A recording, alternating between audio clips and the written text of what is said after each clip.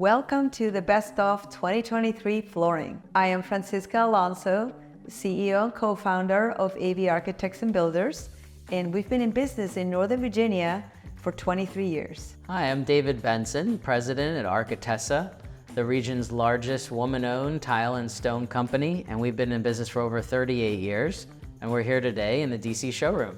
So looking back at 2023, what would you say are the three top trends in flooring? Three top trends. Well, we've seen a wave of luxury vinyl products and luxury vinyl planks come into the market, and I think that it is almost peaked in 2023, but it's still very heavy that for all areas of flooring.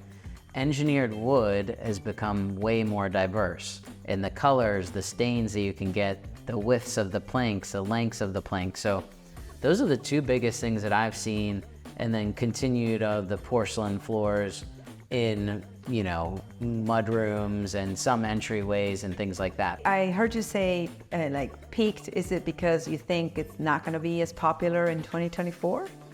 I think not. I think the engineered wood pricing has been more affordable recently, and I see that growing even more so than the LVP in 2024.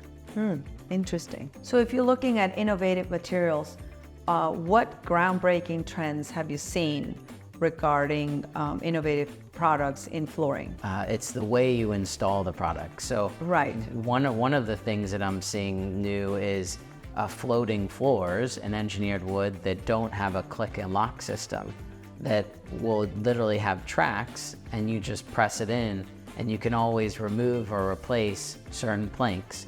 So that's the really big innovative product that came out this year. Wow. It's just a floating floor, no gluing, no screwing down in a wood floor. So one of the things that I've seen too is the tile planks that look like wood, but it's tile. yeah. So if you have a household full of dogs and you don't want your wood to get scratched up all the time, you can install tile, but it will be there for a very, very long time. The life cycle cost of porcelain is way longer than an engineered wood or LVP. So that's Absolutely. Yeah. I love that kind of flooring.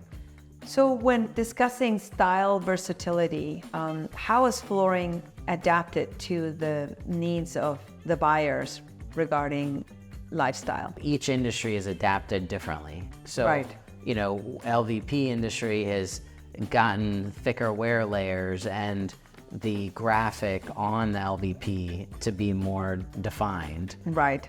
In engineered wood, you're developing different sizes. So you're seeing chevrons or parquet patterns, so varying in designs as well as the stains that are offered.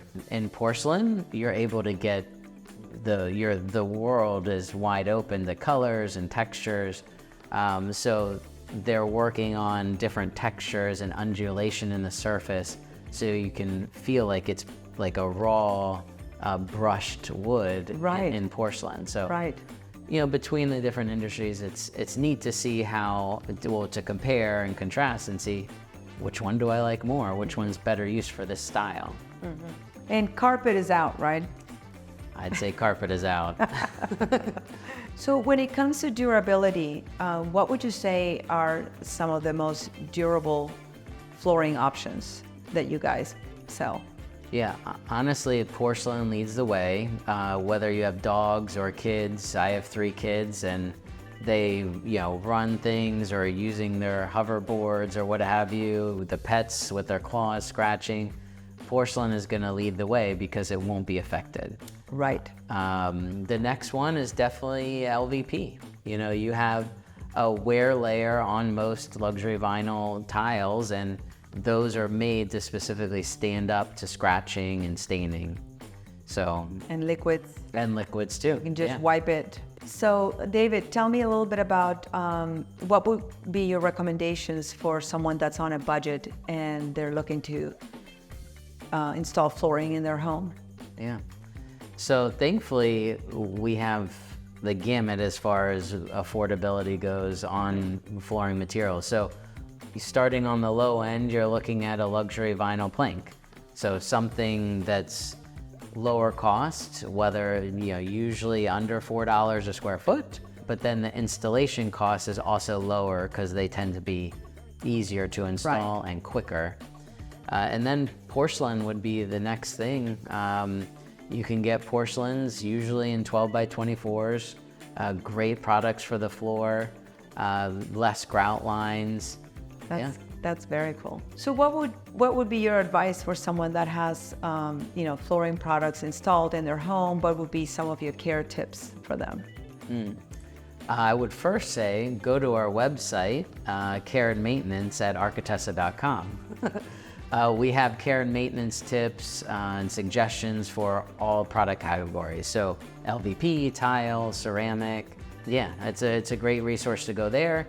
But I would say any pH balanced cleaners are great for any floor. So if you were building your dream home tomorrow, what would be the number one product that you would say, I absolutely have to have this product in the flooring in my house?